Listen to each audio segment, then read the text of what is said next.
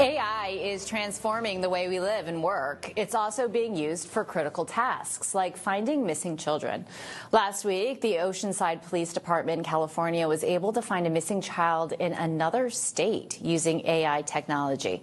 The police department says this tech has helped them find 5 other missing people, including 2 kids, in just the last few months.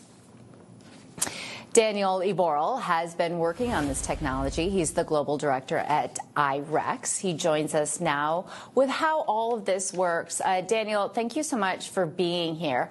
How do police departments utilize AI? How can it find missing children? How does this all fit together? Yes, so they connect to, IREX, for example, connects to the existing surveillance cameras. So when law enforcement have got their existing surveillance cameras, they use the ethical AI platform of IREX to connect to their cameras, and then whatever happens under surveillance, they're able to receive an alert for. And then in crisis situations like finding missing people and missing children, they can simply upload a photo of an individual or the missing child, and it will show you if and when the child or person has appeared under surveillance. That is so interesting. Is this private surveillance from local businesses in the area? What exactly is this surveillance? Because I think people are interested in knowing if this goes wrong, how they could be tracked down using the technology that already exists out there. No, absolutely not. So all organizations from law enforcement to critical infrastructures have their own infrastructure.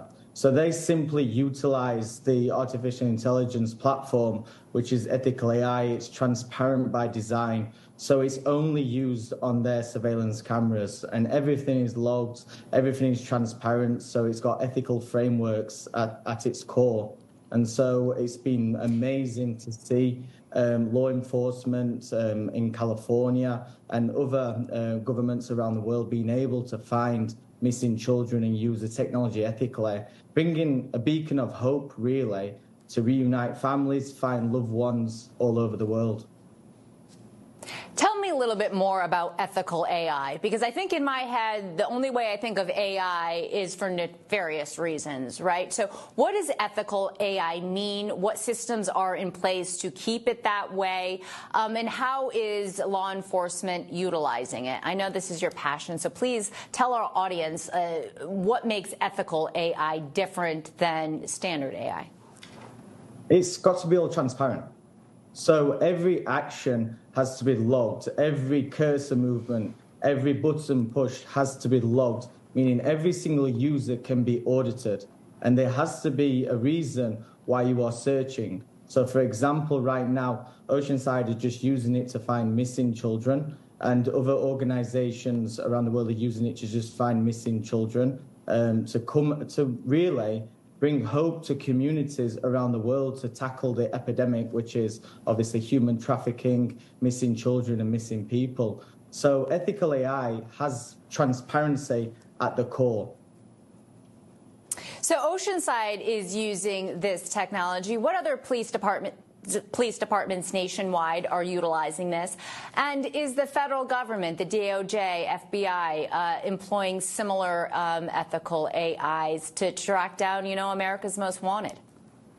I can't speak on what the DOJ is doing or FBI is doing. We've got a couple more police departments throughout the United States which are using the platform. Also, we've got deployments, for example, in mass transportation hubs. So we detect when people fall on the tracks and so forth. We've done around about 16 life-saving interventions at just one station in the UK.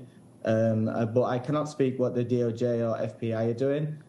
We're just working very closely with biometrics working groups based out of DC. We liaise very closely with the ex-UK Biometrics and Surveillance Commissioner to help bring these ethical AI frameworks, because we're empowering communities to use AI for good. All right, Daniel Iborel, thank you so much for stopping by today. Thank you. Keep it right here on National Desk. We'll be right back.